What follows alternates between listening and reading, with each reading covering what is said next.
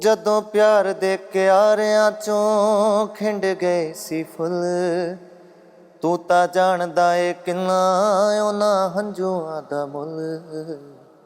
ਜਿਹੜਾ ਸੱਤਰਾਂ ਦੇ ਨੈਣਾਂ ਵਿੱਚੋਂ ਪਾਣੀ ਗਿਆ ਡੁੱਲ, ਉਸੇ ਪਾਣੀ ਉੱਤੋਂ ਪੱਤੀਆਂ ਨੇ ਤਾਰ ਲੈਣ ਦੇ। ਹਾਲੇ ਤੱਕ ਨੀ ਯਕੀਨ ਹੋਇਆ ਦਿਲਾਂ ਨੂੰ ਕਿ ਚੱਲ ਸਾਨੂੰ ਸੁਪਨੇ ਦੇ ਮਹਿਲ ਤਾਇਓ ਸਾਰ ਲੈਣ ਦੇ।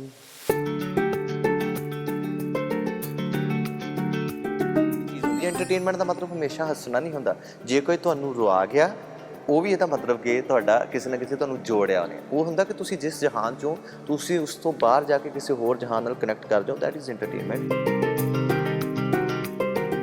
ਜੇ ਸਰਤਾਜ ਜੀ ਨਾ ਹੁੰਦੇ, ਜੇ ਮੇਰੇ ਕੋ-ਸਟਾਰ ਨੇ ਸਪੋਰਟਿਵ ਨਾ ਹੁੰਦੇ ਤਾਂ ਮੈਂ ਪਰਫਾਰਮ ਨਾ ਕਰ ਪਾਉਂਦੀ। It's not possible. ਇਹ ਕੋਈ ਇਕੱਲਾ ਐਕਟਰ ਕੁਛ ਨਹੀਂ ਕਰ ਸਕਦਾ। It's not possible. Seriously. Thank you.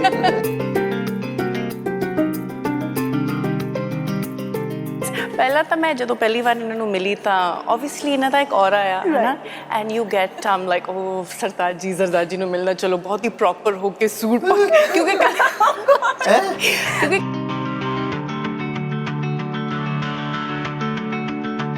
ਕਿ ਮੇਰਾ ਇਹੋ ਜਿਹਾ ਕੋਈ ਪਰਸੋਨਾ ਨਹੀਂ ਹੈਗਾ। ਜਿੰਨੇ ਵੀ ਲੋਕ ਮੈਨੂੰ ਮਿਲਦੇ ਆ ਕਿ ਮੈਂ I think jolly, yes, jovial, yes, friendly. ਪਰ ਮੈਂ ਪਹਿਲਾਂ ਮਿਲੀ ਨਹੀਂ ਸੀ ਨਾ ਤੁਹਾਨੂੰ।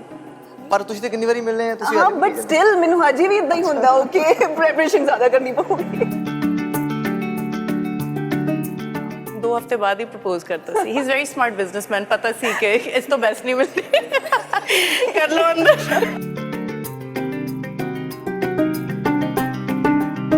ਵੀ ਵੈਂਕੂਵਰ ਸੀਗੀ ਤੇ ਬੰਬੇ ਆਉਣਾ ਸੀ ਤਾਂ ਮੇਰੀ ਫੈਮਿਲੀ ਇੰਨੀ ਡਰੀ ਹੋਈ ਸੀ ਕਿ ਪਤਾ ਨਹੀਂ ਕਿਵੇਂ ਹੋਊਗਾ, ਕੀ ਕਰੂਗੀ ਉੱਥੇ। ਐਂਡ ਇੰਨਾ ਕੁਝ ਸੁਣਦੇ ਆ ਤੇ ਉਹਨਾਂ ਨੂੰ ਆਪ ਵੀ ਪਤਾ ਸਾਡੀ ਸੁਸਾਇਟੀ ਕਿਵੇਂ ਆ। ਸੈਡ ਕਿਉਂਕਿ ਕਿੰਨੀਆਂ ਕੁੜੀਆਂ ਕਿੰਨਾ ਕੁਝ ਕਰਨਾ ਚਾਹੁੰਦੀਆਂ ਨੇ, ਪਰ ਉਹਨਾਂ ਦੇ ਮਾਪਿਓ ਵੀ ਗਲਤ ਨਹੀਂ ਗਏ। ਉਹ ਡਰ ਜਾਂਦੇ ਆ ਕਿ ਅਸੀਂ ਇਹਨਾਂ ਨੂੰ ਬਾਹਰ ਭੇਜਾਂਗੇ ਐਜ਼ ਅ ਟੀਚਰਸ ਜੌਬ। ਅਤੇ ਉਹਦੇ 'ਚ ਮਤਲਬ ਜਦੋਂ ਤੁਸੀਂ ਆਪਦੇ ਘਰ ਤੋਂ ਬਾਹਰ ਇੱਕ ਕਦਮ ਪੱਟਦੇ ਹੋ ਤਾਂ ਉੱਥੋਂ ਹੀ ਸ਼ੁਰੂ ਹੋ ਜਾਂਦਾ ਹੈ ਲੋਕਾਂ ਦੀਆਂ ਸੈਕਸ਼ੂਅਲ ਹਰਾਸਮੈਂਟਸ, ਤੁਹਾਨੂੰ ਦੇਖਣ ਦਾ ਨਜ਼ਰੀਆ। ਮਤਲਬ ਅੱਜ ਵੀ ਇਹ ਗੱਲ ਕਰਕੇ ਫਿਲਮ ਵੀ ਚਲੋ ਵਰਕ ਕਰ ਜੂਗੀ, ਸਾਰਿਆਂ ਦੇਖ ਲਓਗੇ ਅੱਛਾ ਯਾਰ very sensitive film this and that. ਪਰ ਜੇ ਉਸ ਤੋਂ ਬਾਅਦ ਵੀ ਅਸਰ ਨਾ ਹੋਇਆ, ਮੈਂ ਤਾਂ ਆਪਣੇ ਆਪ ਨੂੰ ਫੇਲੀਅਰ ਜ਼ਰੂਰ ਸਮਝੂੰਗਾ।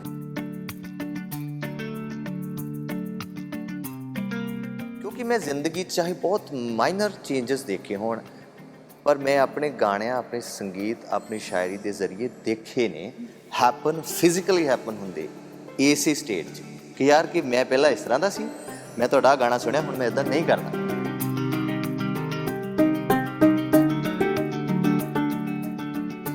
ਸਤਿ ਸ਼੍ਰੀ ਅਕਾਲ, ਤੁਸੀਂ ਦੇਖ ਰਹੇ ਹੋ ਜਗਬਾਣੀ ਟੀਵੀ ਤੇ ਬਾਲੀਵੁੱਡ ਤੜਕਾ ਪੰਜਾਬੀ। ਮੈਂ ਹਾਂ ਤੁਹਾਡੇ ਨਾਲ ਨੇਹਾ ਮਨਹਾਸ ਔਰ ਸਾਲ 2023 ਦੀ ਸਭ ਤੋਂ ਵੱਡੀ ਪਹਿਲੀ ਫਿਲਮ ਰਿਲੀਜ਼ ਹੋਣ ਜਾ ਰਹੀ ਹੈ 3 ਫਰਵਰੀ ਨੂੰ, ਜਿਸ ਦਾ ਨਾਮ ਹੈ ਕਲੀ ਜੋਟਾ। ਸੋ ਫਿਲਮ ਦੀ ਸਟਾਰ ਕਾਸਟ ਮੇਰੇ ਨਾਲ ਇੱਥੇ ਮੌਜੂਦ ਹੈ। ਫਿਨੋਮੀਨਲ ਐਕਟਰਸ ਨੇ ਇਹ ਦੋਨੋਂ, ਔਰ ਮੈਂ ਤਾਰੀਫ ਇਹਨਾਂ ਦੀ ਸਟਾਰਟਿੰਗ ਦੇ ਵਿੱਚ ਕੱਟ ਕਰੂੰਗੀ ਕਿਉਂਕਿ ਇੰਟਰਵਿਊ ਦੇ ਦੌਰਾਨ ਜ਼ਰੂਰ ਕਰਾਂਗੇ। ਡਾਕਟਰ ਸਤਿੰਦਰ ਸਰਤਾਜ ਜੀ, ਨੀਰੂ ਬਾਜਵਾ ਜੀ ਮੇਰੇ ਨਾਲ ਮੌਜੂਦ ਨੇ। ਬਹੁਤ ਬਹੁਤ ਸਵਾਗਤ ਹੈ ਤੁਹਾਡਾ। ਜੀ ਸਤਿ ਸ਼੍ਰੀ ਅਕਾਲ। Thank you. ਸਤਿ ਸ਼੍ਰੀ ਅਕਾਲ। ਸੋ ਬਹੁਤ ਬਹੁਤ ਮੁਬਾਰਕਾਂ ਕਿਉਂਕਿ ਟ੍ਰੇਲਰ ਬਹੁਤ ਜ਼ਿਆਦਾ ਪਿਆਰਾ ਹੈ ਔਰ ਦਿਲ ਕਰਦਾ ਹੈ ਕਿ ਇਹ ਫਿਲਮ ਜਲਦੀ ਰਿਲੀਜ਼ ਹੋਵੇ ਕਿਉਂਕਿ ਵੇਟ ਅਸੀਂ ਬਹੁਤ ਚਿਰ ਤੋਂ ਕਰ ਰਹੇ ਸੀਗੇ ਇਹਦੀ। ਸੋ ਫਾਈਨਲੀ ਰਿਲੀਜ਼ ਹੋਣ ਜਾ ਰਹੀ ਹੈ। ਬਟ ਇਹ ਕਹਿਣਾ ਚਾਹੂੰਗੀ ਕਿ ਇਹ ਕਿ ਖੁਸ਼ ਨਸੀਬੀ ਹੋਗੀ ਸਾਡੀਆਂ ਕਿ ਬਦਕਿਸਮਤੀ ਹੋਏਗੀ ਕਿ ਇੱਦਾਂ ਦੇ ਮੁੱਦੇ ਤੇ ਇਸ ਟਾਈਮ ਜਦੋਂ ਅਸੀਂ ਕਹਿੰਦੇ ਹਾਂ ਕਿ ਅਸੀਂ ਬਹੁਤ ਡਿਵੈਲਪ ਹੋ ਚੁੱਕੇ ਹਾਂ ਨਾ, ਫਿਰ ਵੀ ਇਹੋ ਜਿਹੇ ਮੁੱਦੇ ਤੇ ਜਿਹੜੀ ਸਾਨੂੰ ਫਿਲਮ ਬਣਾਉਣੀ ਪੈ ਰਹੀ ਹੈ। ਸਭ ਤੋਂ ਪਹਿਲਾਂ thank you very much for the admiration. ਮੈਂ ਇਸ ਸਵਾਲ ਦੇ ਲਈ ਰਾਬੀਆ ਯਾਨੀ ਕਿ ਨੀਰੂ ਨੂੰ ਕਹੂੰਗਾ because being women she can explain more profoundly I think. ਜਿਵੇਂ ਤੁਸੀਂ ਕਿਹਾ, ਹਾਂ ਸੱਚ, ਅਸੀਂ ਬਹੁਤ ਜ਼ਿਆਦਾ ਪ੍ਰੋਗਰੈਸ ਹੋਏ ਆ, ਪਰ ਹਜੇ ਵੀ ਉਨਾ ਪ੍ਰੋਗਰੈਸ਼ਨ ਨਹੀਂ ਹੋਈ ਹੈ। ਐਂਡ ਜੋ ਕੁੜੀਆਂ ਨਾਲ ਹੁੰਦਾ ਹੈ, ਜੋ ਮੈਨੂੰ ਵੀ ਅੱਜ ਦੀ ਡੇਟ ਵਿੱਚ ਹੁੰਦਾ ਹੈ, ਐਂਡ ਅਸੀਂ ਮੈਂਟਲ ਹਰਾਸਮੈਂਟ, ਸੈਕਸ਼ੂਅਲ ਹਰਾਸਮੈਂਟ ਦੇ ਬਾਰੇ ਬਹੁਤ ਖੁੱਲ੍ਹ ਕੇ ਗੱਲ ਨਹੀਂ ਕਰਦੇ। ਐਂਡ ਇਸ ਫਿਲਮ ਦੇ ਜ਼ਰੀਏ ਵੀ ਹੋਪ ਕਿ ਜੇ ਅਸੀਂ ਮਤਲਬ 1% ਵੀ ਕੁਝ ਚੇਂਜ ਲਾ ਸਕੀਏ ਤਾਂ you know our job is done but I think ਅੱਜ ਦੀ ਡੇਟ ਦੇ ਵਿੱਚ ਇਹ ਫਿਲਮ ਬਹੁਤ ਇੰਪੋਰਟੈਂਟ ਹੈ ਕਿਉਂਕਿ it happens ਅਸੀਂ ਅਣਦੇਖਾ ਕਰ ਦਿੰਦੇ ਹਾਂ ਅਸੀਂ ਚੀਜ਼ਾਂ ਨੂੰ ਕਾਰਪਟ ਦੇ ਥੱਲੇ you know ਦਬਾ ਦਿੰਦੇ ਹਾਂ and nobody talks about it but ਜੇ ਮੈਂ ਅੱਜ ਤੁਹਾਡੇ ਨਾਲ ਕੈਮਰਾ ਬੰਦ ਕਰਕੇ ਤੁਹਾਡੇ ਨਾਲ ਕੋਨੇ 'ਚ ਜਾ ਕੇ ਬੈਠਾ ਤਾਂ I'm sure ਤੁਹਾਡੇ ਕੋਲ ਵੀ ਕਈ ਸਟੋਰੀਆਂ ਹੋਣਗੀਆਂ ਮੇਰੇ ਕੋਲ ਮਤਲਬ 1000 ਸਟੋਰੀਜ਼ ਨੇ ਐਂਡ ਮੈਂ ਕਿੰਨੀਆਂ ਕੁੜੀਆਂ ਨੂੰ ਮਿਲ ਚੁੱਕੀਆਂ that have faced this and ਮੈਂ just a quick example ਮੈਂ ਜਦੋਂ ਕੈਨੇਡਾ ਤੋਂ ਆਈ ਸੀ ਤਾਂ ਸਾਰਿਆਂ ਨੂੰ ਇਹ ਲੱਗਦਾ ਸੀ ਕਿ ਉਹ ਕੁੜੀ ਬਾਹਰੋਂ ਆਈ ਆ ਤਾਂ she must like to have fun ਜਾਂ you know outgoing ਉਹਨਾਂ ਦਾ perception ਹੀ ਆ ਹੁੰਦਾ ਜੇ ਤੁਸੀਂ you know ਤੁਹਾਨੂੰ ਡਰੈਸਿੰਗ ਦਾ ਸ਼ੌਕ ਆ ਜਾਂ ਤੁਸੀਂ ਹੱਸਦੇ ਰਹਿੰਦੇ ਹੋ it's just this misconception ਜੋ ਅਸੀਂ ਬਣਾਈ ਹੋਈ ਆ ਜੋ ਅੱਜ ਵੀ ਐਗਜ਼ਿਸਟ ਕਰਦੀ ਆ but at one point ਮੈਂ ਇੰਨਾ ਤੰਗ ਹੋ ਗਈ ਸੀ ਮੈਂ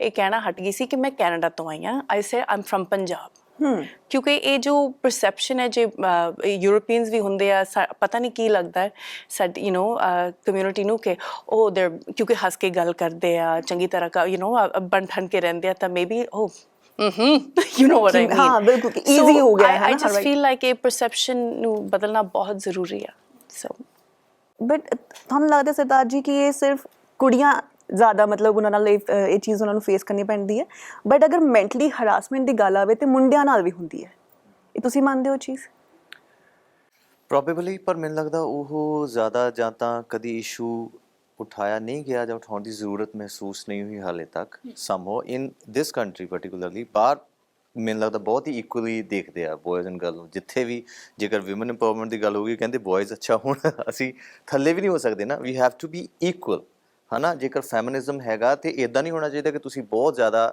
ਮਤਲਬ ਹਰ ਵੇਲੇ ਫੈਮਿਨਿਜ਼ਮ ਦੀ ਗੱਲ ਕਰੋ ਤੇ ਦੂਸਰਿਆਂ ਨੂੰ ਸਮਟਾਈਮਸ ਇੱਥੇ ਹੋਇਆ ਕਿ ਯਾਰ ਕਿ ਕਈ ਵਾਰੀ ਦੋਸ਼ ਮੁੰਡੇ ਦਾ ਨਹੀਂ ਹੁੰਦਾ ਪਰ ਉਹ ਕੱਢ ਦਿੱਤਾ ਜਾਂਦਾ ਉਹ ਵੀ ਗਲਤ ਆ ਉਹ ਨਹੀਂ ਹੋਣਾ ਚਾਹੀਦਾ ਮਤਲਬ ਕਿ ਹਿਊਮੈਨਿਟੇਰੀਅਨ ਗਰਾਊਂਡ ਦੇ ਉੱਤੇ ਹੀ ਚੀਜ਼ਾਂ ਵਾਪਰਨੀਆਂ ਚਾਹੀਦੀਆਂ ਫੀਮੇਲ ਕਿਉਂਕਿ ਜ਼ਿਆਦਾ ਵਲਨਰੇਬਲ ਚੀਜ਼ ਹੁੰਦੀ ਆ ਕਿਉਂਕਿ ਉਹਦੀ ਪ੍ਰੋਟੈਕਸ਼ਨ ਜ਼ਿਆਦਾ ਨੀਡਡ ਹੁੰਦੀ ਆ ਕੁਦਰਤ ਨੇ ਉਹਨਾਂ ਨੂੰ ਇਸ ਤਰ੍ਹਾਂ ਬਣਾਇਆ ਹੋਇਆ ਸੋ ਉਹ ਸਾਡੀ ਰਿਸਪੌਂਸਿਬਿਲਿਟੀ ਥੋੜ੍ਹੀ ਜਿਹੀ ਨਹੀਂ ਮੈਨੂੰ ਲੱਗਦਾ ਕਾਫੀ ਜ਼ਿਆਦਾ ਹੋ ਜਾਂਦੀ ਆ ਉਸ ਬੇਸ ਦੇ ਉੱਤੇ ਕਿ ਯਾਰ ਕਿ ਇਸ ਤਰ੍ਹਾਂ ਨਹੀਂ ਹੋਣਾ ਚਾਹੀਦਾ ਬॉय ਫਿਰ ਵੀ ਚਲੋ ਆਪਣੇ ਆਪ ਨੂੰ ਹੈਂਡਲ ਕਰ ਸਕਦੇ ਆ ਬਾਹਰ ਚਲੇ ਗਏ ਕੁਛ ਹੋ ਗਿਆ ਵਟਐਵਰ ਬਟ ਜਿਹੜਾ ਕਿ ਈਸਟਰਨ ਕਲਚਰ ਹੈ ਖਾਸ ਤੌਰ 'ਤੇ ਇਸ ਕੰਟਰੀ ਦਾ ਜਾਂ ਸਾਡੇ ਨਾਰਦਰਨ ਇੰਡੀਆ ਦਾ ਪਰਟੀਕੂਲਰਲੀ ਸਾਡੀ ਸਟੇਟ ਦਾ ਉੱਥੇ ਜਿਹੜਾ ਇਸ ਚੀਜ਼ ਦੀ ਤਹਿਜ਼ੀਬ ਲਿਆਕਤ ਦੀ ਪ੍ਰੋਟੈਕਸ਼ਨ ਮੇਰੇ ਖਿਆਲ 'ਚ ਬਹੁਤ ਜਾਇਜ਼ ਵੀ ਆ ਜ਼ਰੂਰੀ ਵੀ ਆ ਲਾਜ਼ਮੀ ਵੀ ਆ ਚਾਹੇ ਅਸੀਂ ਪ੍ਰਦੇਸਾਂ ਚਲੇ ਗਏ ਹਾਂ ਜਿਵੇਂ ਨੀਰੂ ਹੋਣਾ ਨੇ ਦੱਸਿਆ ਕਿ ਮੈਂ ਤਾਂ ਹੁਣੇ ਅਸੀਂ ਗੱਲ ਕਰਦੇ ਸੀ ਮੈਂ ਕਿਹਾ ਕਿ ਚਲੋ ਇੱਥੇ ਤਾਂ ਹੋ ਸਕਦਾ ਕਿ ਸਾਈਕੋਲੋਜੀਕਲ ਹਾਲੇ ਇੰਨੀਆਂ ਬਾਉਂਡਰੀਜ਼ ਓਪਨ ਨਹੀਂ ਹੋਈਆਂ ਤੁਸੀਂ ਤੇ ਜਦੋਂ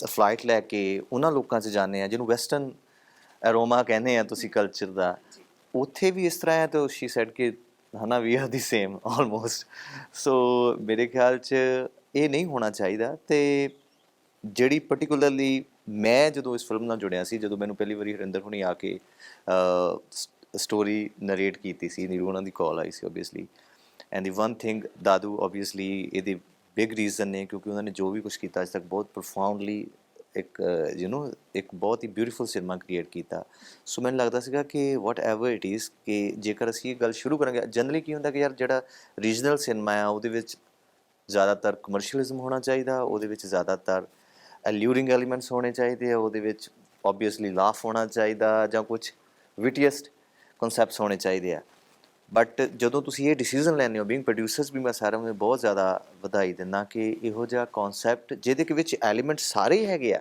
ਮਤਲਬ ਕਿ ਐਂਟਰਟੇਨਿੰਗ ਜਿਹੜੀ ਚੀਜ਼ ਹੁੰਦੀ ਹੈ ਐਂਟਰਟੇਨਮੈਂਟ ਦਾ ਮਤਲਬ ਹਮੇਸ਼ਾ ਹੱਸਣਾ ਨਹੀਂ ਹੁੰਦਾ ਜੇ ਕੋਈ ਤੁਹਾਨੂੰ ਰੁਆ ਗਿਆ ਉਹ ਵੀ ਇਹਦਾ ਮਤਲਬ ਕਿ ਤੁਹਾਡਾ ਕਿਸੇ ਨਾ ਕਿਸੇ ਤੁਹਾਨੂੰ ਜੋੜਿਆ ਉਹਨੇ ਉਹ ਹੁੰਦਾ ਕਿ ਤੁਸੀਂ ਜਿਸ ਜਹਾਨ 'ਚੋਂ ਤੁਸੀਂ ਉਸ ਤੋਂ ਬਾਹਰ ਜਾ ਕੇ ਕਿਸੇ ਹੋਰ ਜਹਾਨ ਨਾਲ ਕਨੈਕਟ ਕਰ ਜਾਓ that is entertainment particularly for cinema so ਮੈਨੂੰ ਲੱਗਦਾ ਕਿ that's what the major reason behind me to join this program ਮੈਨੂੰ ਯਾਦ ਹੈ ਤੁਹਾਡਾ ਤਿਤਲੀਆਂ ਗੀਤ ਰਿਲੀਜ਼ ਹੋਇਆ ਸੀ ਅਸੀਂ ਵਰਚੁਅਲ ਇੰਟਰਵਿਊ ਕੀਤੀ ਸੀ ਔਰ ਮੈਂ ਤੁਹਾਨੂੰ ਪੁੱਛਿਆ ਸੀ ਕਿ ਕੋਈ ਕਿਰਦਾਰ ਜਿਹਨੇ ਤੁਹਾਡੇ ਤੇ ਬੜੀ ਡੂੰਗੀ ਛਾਪ ਛੱਡੀ ਹੈ ਦੈਨ ਯੂ ਸੈਡ ਕਿ ਮੈਂ ਕਲੀ ਜੋਟਾ ਜਦੋਂ ਫਿਲਮ ਦੀ ਪ੍ਰਮੋਸ਼ਨਸ ਹੋਵੇਗੀ ਅਸੀਂ ਉਦੋਂ ਗੱਲ ਕਰਾਂਗੇ ਇਹਦੇ ਬਾਰੇ ਹੈ ਨਾ ਸੋ ਡੈਫੀਨਿਟਲੀ ਮੈਂ ਕਰੈਕਟਰਸ ਬਾਰੇ ਵੀ ਗੱਲ ਜ਼ਰੂਰ ਕਰੂੰਗੀ ਬਟ ਜਦੋਂ ਅਸੀਂ ਟ੍ਰੇਲਰ ਦੇਖਦੇ ਨਾ ਇੱਕ ਚੀਜ਼ ਬੜੀ ਵਧੀਆ ਲੱਗਦੀ ਹੈ ਇੱਕ ਤਾਂ ਤੁਹਾਡਾ ਕਾਸਟਿਊਮ ਦੋਨਾਂ ਦਾ ਨਾ ਬਹੁਤ ਪਿਆਰਾ ਲੱਗਦਾ ਖਾਸ ਕਰ ਤੁਹਾਡੇ ਸੂਟਸ ਜਿਹੜੇ ਹੈ ਔਰ ਇਹ ਜਿਹੜੇ ਸਾਈਕਲਸ ਅੱਜ ਇੱਥੇ ਰੱਖੇ ਵੀ ਹੋਏ ਹੈ ਨਾ ਇਹ ਤਾਂ ਹੁਣ ਅਸੀਂ ਜਾਣ ਕੇ ਥੋੜਾ ਜਿਹਾ ਅੱਗੇ ਪਿੱਛੇ ਕੀਤੇ ਪਰ ਅਸੀਂ ਇਹਨਾਂ ਦੇ ਕਿੱਕ ਨਹੀਂ ਮਾਰਨੀ ਹੁਣ ਆਪਣੇ ਨਹੀਂ ਹੈਗੇ। ਨਹੀਂ ਮੈਂ ਵੈਸੇ ਸੋਚਿਆ ਸੀ ਕਿ ਸ਼ਾਇਦ ਤੁਹਾਡੀ ਐਂਟਰੀ ਇੱਥੋਂ ਅਸੀਂ ਕਰਵਾ ਦਈਏ, Okay. ਬਟ ਨਹੀਂ ਓਕੇ, ਆਪਾਂ ਇਹਨਾਂ ਨੂੰ ਇਦਾਂ ਖੜੇ ਰਹਿਣ ਦਿੰਦੇ ਹਾਂ। ਬੜੀ ਪਿਆਰੀ ਪਿਆਰੀ ਚੀਜ਼ਾਂ ਹੈ ਟ੍ਰੇਲਰ ਦੇ ਵਿੱਚ, ਜਿੰਨਾ ਕੁ ਅਜੇ ਅਸੀਂ ਦੇਖ ਸਕੇ ਹਾਂ, ਹੈ ਨਾ। ਇਸ ਲਈ ਫਿਲਮ ਦੀ ਵੇਟ ਹੈ ਕਿ ਕੀ ਹੋਇਆ ਰਾਬਿਆ ਦੇ ਨਾਲ, ਦੀਦਾਰ ਕਿਉਂ ਵੱਖ ਹੋਇਆ, ਜਾਂ ਕੀ ਚੀਜ਼ਾਂ ਜੋ ਦਿਖ ਰਹੀਆਂ ਨੇ। ਸੋ ਹਰ ਇੱਕ ਕਰੈਕਟਰ ਦਾ ਨਾ ਆਪਣਾ ਮਤਲਬ ਕਰੈਕਟਰਾਈਜੇਸ਼ਨ ਹੁੰਦੀ ਹੈ ਕਰੈਕਟਰਸ ਦੀ ਵੀ। ਸੋ ਦੀਦਾਰ ਦੀ ਜੇ ਗੱਲ ਕਰੀਏ, ਜਿੱਦਾਂ ਤੁਸੀਂ ਕਿਹਾ ਸੀ ਕਿ ਮੈਂ ਡੈਫੀਨੇਟਲੀ ਗੱਲ ਕਰੂੰਗਾ, ਸੋ ਕੀ ਛਾਪ ਛੱਡੀ ਹੈ ਦੀਦਾਰ ਨੇ ਤੁਹਾਡੇ ਤੇ? ਇੱਕ ਤਾਂ ਬੀਇੰਗ ਮੋਰ ਰਿਸਪੌਂਸਿਬਲ, ਬੀਇੰਗ ਮੋਰ ਕੀ ਕਹਿ ਸਕਦੇ ਹਾਂ, ਜਦੋਂ ਤੁਸੀਂ ਮਾਈਨਿਊਟਲੀ ਕਿਸੇ ਦੇ ਇਮੋਸ਼ਨਸ ਨੂੰ ਪੜ੍ਹਨ ਜੋਗੇ ਹੋ ਸਕਦੇ ਹੋਵੋ, ਮੈਨੂੰ ਲੱਗਦਾ ਉਹ ਬਹੁਤ ਹੀ ਜ਼ਿਆਦਾ ਜ਼ਰੂਰੀ ਚੀਜ਼ ਆ ਕਿਸੇ ਆਰਟਿਸਟ ਲਈ। ਤਾਂ ਓਬਵੀਅਸਲੀ ਕਿਉਂਕਿ ਬੀਇੰਗ ਅ ਸ਼ਾਇਰ ਜਿੱਦਾਂ ਮੈਂ ਆ, ਮੈਂ ਚਾਹੇ ਐਕਸਪ੍ਰੈਸਿਵ ਘੱਟ ਹੋ ਸਕਦਾ, ਬਟ ਜਿਹੜਾ ਜਿਵੇਂ ਕਿ ਮੈਂ ਹਮੇਸ਼ਾ ਕਹਿੰਦਾ ਹੁੰਦਾ ਕਿ ਦੋ ਤਰ੍ਹਾਂ ਦੇ ਲੋਕ ਹੁੰਦੇ ਆ, ਇਮੋਸ਼ਨਲ ਤੇ ਦੂਸਰੇ ਜਿਹੜੇ ਜਿਹੜੇ ਘੱਟ ਇਮੋਸ਼ਨਸ ਹਾਂ ਜਿਹੜੇ ਐਕਸਪ੍ਰੈਸਿਵ ਘੱਟ ਹੁੰਦੇ ਆ। ਹਾਂ, ਉਹਦਾ ਇੱਕ ਪਾਰਟਿਕੂਲਰ ਨਾਮ ਹੈ ਮੇਰੇ ਖਿਆਲ 'ਚ, ਸੈਂਸਿਟਿਵ ਇਜ਼ ਦਾ ਵਰਡ, ਹੈ ਨਾ। ਮੈਂ ਸੈਂਸਿਟਿਵ ਜ਼ਿਆਦਾ ਹੈ, ਇਮੋਸ਼ਨਲ ਹੋ ਸਕਦਾ ਘੱਟ ਹੋਵਾਂ, ਐਕਸਪ੍ਰੈਸਿਵ ਘੱਟ ਹੋਵਾਂ, ਮੈਂ ਇਮੀਡੀਏਟਲੀ ਰੋ ਨਹੀਂ ਸਕਦਾ, ਇਮੀਡੀਏਟਲੀ ਹੱਸ ਨਹੀਂ ਸਕਦਾ, ਪਰ ਚੀਜ਼ਾਂ ਦਾ ਜਿਹੜੇ ਤੇ ਮੇਰੇ ਅਸਰ ਹੁੰਦਾ ਉਹ ਪੋਇਟਿਕ ਮੈਨਰ ਦੇ ਨਾਲ ਬਾਹਰ ਆ ਜਾਂਦੀਆਂ ਨੇ। ਸੋ ਡਿਊਰਿੰਗ ਦਿਸ ਸ਼ੂਟ ਮੈਨੂੰ ਜਿਹੜਾ ਕਿ ਕਿਸੇ ਵਿਮਨ ਦਾ, ਇੱਕ ਫੀਮੇਲ ਦਾ ਜਿਹੜਾ ਇੱਕ ਔਖਿਆਈ ਹੁੰਦੀ ਹੈ ਇਨ ਜਨਰਲ, ਜੀ ਤੁਸੀਂ ਉਹ ਵੱਧ ਮਹਿਸੂਸ ਕੀਤੀ ਹੈ ਕਿ ਯਾਰ ਕਿ ਅੱਛਾ ਅਸੀਂ ਕਦੀ ਸੋਚਦੇ ਨਹੀਂ ਕਿ ਅੱਛਾ ਉਹਨਾਂ ਨੂੰ ਇੱਥੇ ਵੀ ਇੱਦਾਂ ਰਹਿਣਾ ਪੈਂਦਾ, ਇੱਥੇ ਇੱਦਾਂ ਰਹਿਣਾ ਪੈਂਦਾ, ਸਮ ਹੋ ਕਈ ਕਾਫੀ ਚੀਜ਼ਾਂ ਨੇ ਜਿਹੜੀਆਂ ਉਹਨਾਂ ਨੂੰ ਬਿਨਾਂ ਦੱਸੇ ਮੈਨੇਜ ਕਰਨੀਆਂ ਪੈਂਦੀਆਂ ਨੇ।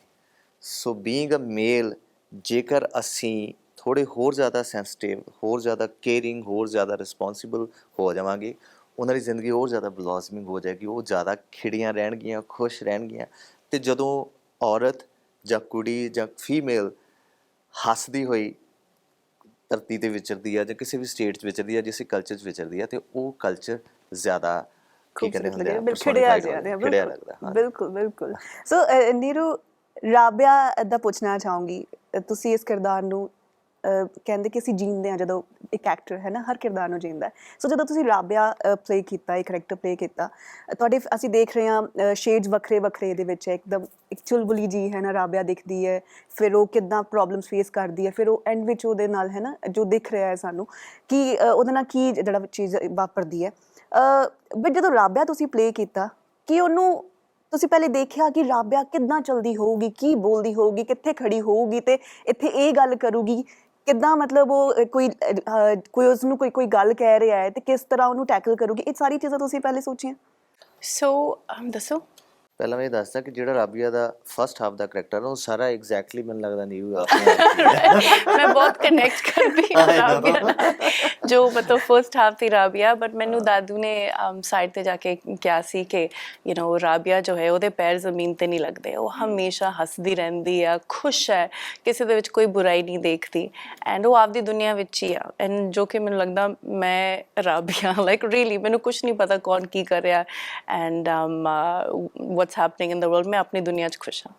एंड बट पहली बार मैं ऑनेस्टली इन्ना होमवर्क किया, पहली बार मैं कह रही हूँ माई 20 years ਮੈਨੂੰ ਲੱਗਦਾ ਮੈਂ ਐਕਚੁਅਲੀ ਐਜ਼ ਐਨ ਐਕਟਰ ਮਿਹਨਤ ਕੀਤੀ ਆ ਫॉर ਏ ਰੋਲ। ਅਤੇ ਸੈਕਿੰਡ ਹਾਫ ਦੇ ਵਿੱਚ ਜਦੋਂ ਤੁਸੀਂ ਦੇਖੋਗੇ ਤਾਂ ਸਾਰੇ ਮਤਲਬ ਮਾਈ ਟੀਮ ਸਾਰੇ ਇੰਨੇ ਸਪੋਰਟਿਵ ਨੇ, ਕਿਉਂਕਿ ਮੇਰੇ ਨਾਲ ਮੈਂ ਰਿਕੁਐਸਟ ਕੀਤੀ ਸੀ ਕੋਈ ਮੇਰੇ ਨਾਲ ਗੱਲ ਨਾ ਕਰੇ, ਐਂਡ ਲਾਈਕ ਦਾਦੂ ਨੇ ਵੀ ਜਦ ਸ਼ੂਟਿੰਗ ਚੱਲ ਰਹੀ ਸੀ ਤਾਂ ਐਵਰੀਥਿੰਗ ਵਾਜ਼ ਰੀਅਲੀ ਹਸ਼ ਹਸ਼ ਹਸ਼। ਅਤੇ ਮੈਂ ਜ਼ਿਆਦਾ ਨਹੀਂ ਕਹਿ ਸਕਦੀ, ਬਟ ਜਿੱਥੇ ਅਸੀਂ ਸ਼ੂਟ ਕੀਤਾ ਤੁਸੀਂ ਦੱਸੋ। ਮੈਨੂੰ ਇਹਨਾਂ ਦੇ ਜਵਾਬ ਦੇ ਵਿੱਚ ਇਨਸਰਟ ਕਰਨੀਆਂ ਚੀਜ਼ਾਂ ਮੈਂ ਜ਼ਿਆਦਾ, ਕਿਉਂਕਿ ਬੇਸਿਕਲੀ ਇਹਨਾਂ ਐਕਟ 'ਚ ਨਹੀਂ ਹੈਗਾ, ਫਿਲਮ 'ਚ ਨਹੀਂ ਹੈਗਾ, ਤੁਸੀਂ ਸਿਰਫ ਪਰਟੀਕੂਲਰ ਟਾਈਮ ਦੇ ਲਈ ਹੀ ਐਕਟਰਸ ਨੂੰ ਮਿਲਦੇ ਹਾਂ, ਦੇਖਦੇ ਹਾਂ। ਬਟ ਫਿਊ ਮੂਮੈਂਟਸ ਮੈਨੂੰ 3 ਯਾਦ ਆ, ਜਿਹਦੇ 'ਚੋਂ 2 ਤਾਂ ਮੈਨੂੰ ਲੱਗਦਾ ਡਿਸਪਲੇ ਹੀ ਹੋ ਗਈਆਂ ਇਨ ਸੌਂਗਸ, ਇੱਕ ਹਾਲੇ ਨਹੀਂ ਹੋਈ, ਉਹ ਲਾਸਟ ਦੇ ਵਿੱਚ ਆ। ਅਤੇ ਵੈਨ ਵੀ ਵਰ sitting in the table and eating, ਮੈਂ ਬੀਇੰਗ ਐਨ ਐਕਟਰ, ਜਿੱਦਾਂ ਉਹਨਾਂ ਨੇ ਕਹਿਣਾ ਕਿ ਮੈਂ ਮਿਹਨਤ ਕੀਤੀ ਆ, ਮੈਂ ਜੈਨੂਅਲੀ ਦੇਖਿਆ ਹੋ ਕਿ ਯਾਰ ਕਿ ਅੱਛਾ ਮੈਂ ਐਕਟ ਕਰ ਰਿਹਾ ਅਤੇ ਮੈਨੂੰ ਲੱਗਦਾ ਯਾਰ ਕਿ ਅੱਛਾ ਠੀਕ ਹੀ ਹੈ। But when she just blink for that moment ਉਹ ਲੱਗਿਆ ਸੀਗਾ ਕਿ ਇੱਕ ਜ਼ਿੰਦਗੀ ਜਿਉ ਕੇ ਆਇਆ ਹੋਇਆ ਇਨਸਾਨ ਜਦੋਂ ਉੱਥੇ ਪਹੁੰਚਦਾ and that sort of expression she had and it is Thank you massively so incredible. much. Don't make me cry. Thank you. ਇਹ ਮਿਹਨਤ ਹੁੰਦੀ ਹੈ ਰਾਈਟ ਜੋ ਹਰ ਐਕਟਰ ਕਰਦਾ ਹੈ ਮੈਨੂੰ ਲੱਗਦਾ ਐਕਟਰ ਦਾ ਕੰਮ ਇਹੀ ਹੁੰਦਾ ਹੈ ਕਿ ਮਿਹਨਤ ਬਸ ਸਿਰਫ ਕਰਨੀ ਹੈ ਐਕਟਰ ਨਹੀਂ ਸਾਰੀ ਟੀਮ Team ਨੇ ਕਰਦੀ ਹੈ, ਕਿਉਂਕਿ ਜੇ ਬਿਲਕੁਲ। ਸਪੈਸ਼ਲੀ ਇਨ ਦਿਸ ਫਿਲਮ ਜੇ ਮਤਲਬ ਹਰਿੰਦਰ ਸੈਟ ਰਾਈਟਰ ਬਹੁਤ ਯੰਗ ਕੁੜੀ ਆ ਉਹਨੇ ਫਿਲਮ ਲਿਖੀ ਆ ਸੋ ਯੂ ਕੈਨ ਇਮੇਜਿਨ ਕਿ ਅੱਜ ਦੀ ਦੌਰ ਵਿੱਚ a young girl obviously she feels all these things to ਉਹਨੇ ਫਿਲਮ ਲਿਖੀ ਆ ਲਿਟਲ ਥਿੰਗਸ ਦਾਦੂ ਤੋਂ ਲੈ ਕੇ ਸਾਡੇ ਕੋ-ਸਟਾਰਸ ਤੋਂ ਲੈ ਕੇ ਜੇ ਸਰਤਾਜ ਜੀ ਨਾ ਹੁੰਦੇ ਜੇ ਮੇਰੇ ਕੋ-ਸਟਾਰ ਨੇ ਸਪੋਰਟਿਵ ਨਾ ਹੁੰਦੇ ਤਾਂ ਮੈਂ ਪਰਫਾਰਮ ਨਾ ਕਰ ਪਾਉਂਦੀ ਇਟਸ ਨਾਟ ਪੋਸੀਬਲ ਇਹ ਕੋਈ ਇਕੱਲਾ ਐਕਟਰ ਕੁਝ ਨਹੀਂ ਕਰ ਨਹੀਂ ਸਕਦਾ ਕਰ ਸਕਦਾ, ਬਿਲਕੁਲ। It's not possible seriously Thank you. ਅੱਛਾ ਕਿਉਂਕਿ ਤੁਸੀਂ ਪਹਿਲੇ ਵੀ ਤੁਹਾਨੂੰ ਸਾਰੇ ਪੁੱਛਦੇ ਸੀ ਨੀਰੂ ਜਦੋਂ ਤੁਸੀਂ ਇਹਨਾਂ ਇੰਟਰਵਿਊਜ਼ ਕਰਦੇ ਸੀ ਆਪਣੀ ਹੋਰ ਫਿਲਮਸ ਲਈ ਹੋਰ ਪ੍ਰੋਜੈਕਟਸ ਲਈ ਤੇ ਤੁਹਾਨੂੰ ਪੁੱਛਦੇ ਸੀ ਕਿ ਜਦੋਂ ਸਰਤਾਜ ਜੀ ਨਾਲ ਕੰਮ ਕੀਤਾ ਤੇ ਤੁਸੀਂ ਇੱਕ ਇਨਸੀਡੈਂਟ ਦੱਸਿਆ ਸੀ ਕਿ ਕੋਈ ਵਰਡ ਸੀਗਾ ਇਹਨਾਂ ਨੇ ਬੋਲੇ ਨੇ ਦੀ ਇੰਗਲਿਸ਼ ਦੀ ਵੋਕੈਬਲਰੀ ਹੁਣ ਤਾਂ ਮੈਨੂੰ ਯਾਦ ਨਹੀਂ ਬਿਕਾਜ਼ ਪਹਿਲਾਂ ਤਾਂ ਮੈਂ ਜਦੋਂ ਪਹਿਲੀ ਵਾਰ ਇਹਨਾਂ ਨੂੰ ਮਿਲੀ ਤਾਂ ਆਬਵੀਅਸਲੀ ਇਹਨਾਂ ਦਾ ਇੱਕ ਔਰਾ ਆ ਹਨਾ ਐਂਡ ਯੂ ਗੈਟ ਟਮ ਲਾਈਕ ਉਹ ਸਰਤਾਜ ਜੀ ਜ਼ਰਦਾਰ ਜੀ ਨੂੰ ਮਿਲਣਾ ਚਲੋ ਬਹੁਤ ਹੀ ਪ੍ਰੋਪਰ ਹੋ ਕੇ ਸੂਟ ਪਾ ਕਿਉਂਕਿ ਕਦੀ ਕਦੀ ਮੈਂ ਕੁਝ ਵੀ ਬੋਲ ਦਿੰਦੀ ਆ ਲੋਟ ਆਫ ਯੂ ਨੋ ਕੁਝ ਵੀ ਨਿਕਲ ਜਾਂਦਾ ਮੈਂ ਸੋਚਦੀ ਨਹੀਂ ਮੈਂ ਕਿ ਨਹੀਂ ਜ਼ਿਆਦਾ ਨਹੀਂ ਬੋਲਣਾ ਬੈਠ ਕੇ ਬਸ ਮਤਲਬ ਬਹੁਤ ਹੀ ਸਿਆਣੀਆਂ ਗੱਲਾਂ ਜ਼ਿਆਦਾ ਸੁਣਨਾ ਹੈ ਤੇ ਮੈਂ ਨਾ ਧਿਆਨ ਨਾਲ ਬੋਲਣਾ ਹੈ ਬਟ ਇਹ ਨਿਕਲੇ ਬਿਲਕੁਲ ਆਪੋਜ਼ਿਟ ਹੀ has a amazing sense of humour ਤੇ ਫਿਰ ਉਹ ਮਤਲਬ ਸਿਆਣੀਆਂ ਗੱਲਾਂ ਤਾਂ ਗਈਆਂ ਬਾਹਰ ਉਹ ਵਾਲੀ ਗੱਲ ਬੜੀ This ਵਧੀਆ is what perception I have, है ना? ਅੱਛਾ ਹਾਂ ਸੋ ਮੈਨੂੰ ਲੱਗਿਆ ਕਿ ਲਾਈਕ ਮੈਂ ਇਹਨਾਂ ਤੋਂ ਨਾ ਉਰਦੂ ਸਿੱਖੂੰਗੀ ਮੇਰੀ ਪੰਜਾਬੀ ਹੋਰ ਬਿਹਤਰੀਨ ਹੋਊਗੀ ਤੇ ਇਹਨਾਂ ਨੇ ਕੁਝ ਇੰਗਲਿਸ਼ ਕਿਹਾ ਮੈਨੂੰ ਤੇ ਸੱਚੀ ਮੈਨੂੰ ਸਮਝ ਨਹੀਂ ਆਇਆ what he said ਤਾਂ ਮੈਂ I did ਗੂਗਲ ਜਾ ਕੇ I did ਸਰਚ ਜਾ ਕੇ ਮੈਂ ਗੂਗਲ ਕਰਿਆ then I came back and then I said yes and then ਹੁਣ ਮੈਨੂੰ ਯਾਦ ਨਹੀਂ what that word was Thank God. Move on. Okay but still ਵਾਕਈ ਇਦਾਂ ਹੁੰਦਾ ਕਿ ਜਦੋਂ ਤੁਹਾਡੇ ਨਾਲ ਗੱਲ ਕਰਨੀ ਹੁੰਦੀ ਹੈ ਨਾ ਵੈਸੇ ਤਾਂ ਹਰ ਇੱਕ ਅਦਾਕਾਰ ਦੇ ਨਾਲ ਗੱਲ ਕਰਨ ਵੇਲੇ ਬਹੁਤ ਸੋਚਣਾ ਪੈਂਦਾ ਬਟ ਖਾਸ ਕਰ ਜਦੋਂ ਇਹਨਾਂ ਨਾਲ ਗੱਲ ਕਰਨੀ ਹੁੰਦੀ ਹੈ ਨਾ ਬੰਦਾ ਸੋਚਦਾ ਕਿਹੜੇ ਸ਼ਬਦ ਜਿਹੜੇ ਚੁਣੀਏ ਕਿਹਨਾਂ ਨੂੰ ਲੱਗੇ ਕਿ ਅਸੀਂ ਪੜ੍ਹੇ ਲਿਖੇ ਥੋੜੇ ਇੱਕ minute let me clarify which camera is mine this both ਆ ਠੀਕ ਹੈ ਮੈਨੂੰ ਲੱਗਦਾ ਫਰੰਟ ਕਿ ਮੇਰਾ ਇਹੋ ਜਿਹਾ ਕੋਈ ਪਰਸੋਨਾ ਨਹੀਂ ਹੈਗਾ ਜਿੰਨੇ ਵੀ ਲੋਕ ਮੈਨੂੰ ਮਿਲਦੇ ਆ ਕਿ ਮੈਂ I think jolly yes jovial friendly ਪਰ ਮੈਂ ਪਹਿਲਾਂ ਮਿਲੀ ਨਹੀਂ ਸੀ ਨਾ ਤੁਹਾਨੂੰ ਪਰ ਤੁਸੀਂ ਤਾਂ ਕਿੰਨੀ ਵਾਰੀ ਮਿਲਨੇ ਆ ਤੁਸੀਂ ਹਾਂ ਬਟ ਸਟਿਲ ਮੈਨੂੰ ਹਜੇ ਵੀ ਇਦਾਂ ਹੀ ਹੁੰਦਾ ਓਕੇ ਪ੍ਰੈਪਰੇਸ਼ਨ ਜ਼ਿਆਦਾ ਕਰਨੀ ਪਊਗੀ ਕੋਈ ਆਲਤੂ ਫਾਲਤੂ ਸਵਾਲ ਨਹੀਂ ਪੁੱਛਣਾ ਸੀਰੀਅਸਲੀ ਮਤਲਬ ਕੁਝ ਪੁੱਛਣਾ ਹੋਵੇ ਨਾ ਜਿੱਦਾਂ ਹੁਣ ਨੀਰੂ ਜੀ ਨਾਲ ਅਸੀਂ ਗੱਲ ਕਰ ਲੈਂਦੇ ਕਿ ਹਾਂਜੀ ਦੱਸੋ ਤੁਹਾਡੀ ਲਾਈਫ ਬਾਰੇ ਨਾ ਤੁਹਾਡੇ ਨੂੰ ਪੁੱਛਣ ਵੇਲੇ ਪੁੱਛੀਏ ਕਿ ਤੁਸੀਂ ਗੱਲ ਕਰ ਲਓ ਨਹੀਂ ਤੁਹਾਨੂੰ ਪੁੱਛਣ ਵੇਲੇ ਬੜਾ ਹੁੰਦਾ ਕਿ ਹੁਣ ਮੈਂ ਜਿਹੜਾ ਅਗਲਾ ਸਵਾਲ ਪੁੱਛਣਾ ਹੁਣ ਮੈਂ ਸੋਚ ਰਹੀ ਹਾਂ ਕਿ ਮੈਂ ਉਹਨਾਂ ਨੂੰ ਤਾਂ ਪੁੱਛ ਲੂੰਗੀ ਈਜ਼ੀਲੀ ਬਟ ਤੁਹਾਨੂੰ ਕਿਉਂਕਿ ਇਹਨਾਂ ਨੇ ਪਤਾ ਕੀ ਕਹਿਣਾ ਨਹੀਂ ਮਤਲਬ ਕੁਝ ਨਹੀਂ ਇਦਾਂ ਦਾ ਨਹੀਂ ਹੋਇਆ ਕਦੀ ਵੀ ਜੋ ਹੁਣ ਮੈਂ ਸਵਾਲ ਪੁੱਛੂੰਗੀ ਕਿ ਨਹੀਂ ਚਲੋ ਉਹ ਹੋ ਸਕਦਾ ਹੈ ਇੱਕ ਆਰਟਿਸਟ ਦੀਆਂ ਆਪਣੀਆਂ ਇਮੀਟੇਸ਼ਨ ਹੋ ਸਕਦੀਆਂ ਨੇ ਜਾਂ ਕਈ ਚੀਜ਼ਾਂ ਹੈ ਜਿਹੜੀਆਂ ਉਹ ਪ੍ਰਾਈਵੇਟ ਸਮਝਦਾ ਜਾਂ ਜੇ ਪਰਸਨਲ ਸਮਝਦਾ ਉਹ ਡਿਸਪਲੇ ਨਹੀਂ ਕਰਨਾ ਚਾਹੁੰਦਾ ਇਨ ਪਬਲਿਕ ਪਲੇਟਫਾਰਮਸ ਦੈਟਸ ਹਿਸ ਔਰ ਹਰ ਓਨ ਚੋਇਸ ਪਰ ਇਨ ਜਨਰਲ ਕੋਈ ਬੰਦਾ ਕਹੇ ਕਿ ਅੱਛਾ ਓਏ ਮੈਨੂੰ ਇਹ ਕਿਵੇਂ ਪੁੱਛ ਲਿਆ ਆਈ ਨੈਵਰ ਸੈਡ ਦੈਟ ਨਹੀਂ ਉਹ ਤੁਸੀਂ ਕਦੀ ਨਹੀਂ ਕਿਹਾ a great sense of humor right okay so ਜਿਹੜੀ thank you very much so ਹੁਣ ਜਿਹੜੀ ਮੈਂ ਗੱਲ ਇਹ ਪੁੱਛਣੀ ਹੈ ਕਿਉਂਕਿ ਲਵ ਸਟੋਰੀ ਦਿਖਾਈ ਗਈ ਹੈ ਰਾਬਿਆ ਔਰ ਦਿਦਾਰ ਦੀ ਹੈ ਨਾ ਸੋ ਤੁਹਾਡੇ ਤੋਂ ਹੀ ਪਹਿਲੇ ਪੁੱਛੂੰਗੀ ਕਦੀ ਇਦਾਂ ਹੋਇਆ ਕਿ ਕੋਈ ਕੁੜੀ ਤੁਸੀਂ ਮਤਲਬ ਤੁਸੀਂ ਇੰਨਾ ਪੜ੍ਹੇ ਲਿਖੇ ਹੋ ਆਬਵੀਅਸਲੀ ਬਹੁਤ ਸਾਰੀ ਕੁੜੀਆਂ ਵੀ ਨਾਲ ਪੜ੍ਹਦੀਆਂ ਹੁੰਦੀਆਂ ਕਦੀ ਕਿਸੇ ਨੇ ਆ ਕੇ ਅਪਰੋਚ ਕਰਨ ਦੀ ਟਰਾਈ ਕੀਤੀ ਤੁਹਾਨੂੰ